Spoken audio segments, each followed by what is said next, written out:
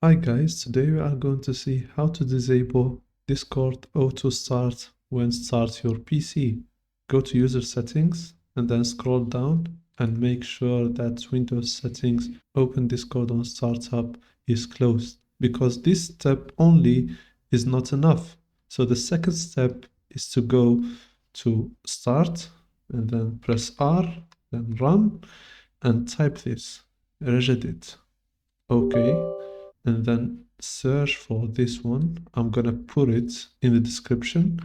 This is basically the things that starts with your PC, and Discord is still in the apps that do auto starts.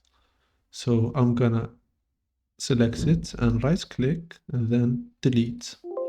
This will delete Discord. When you start your PC, like and subscribe and comment Discord.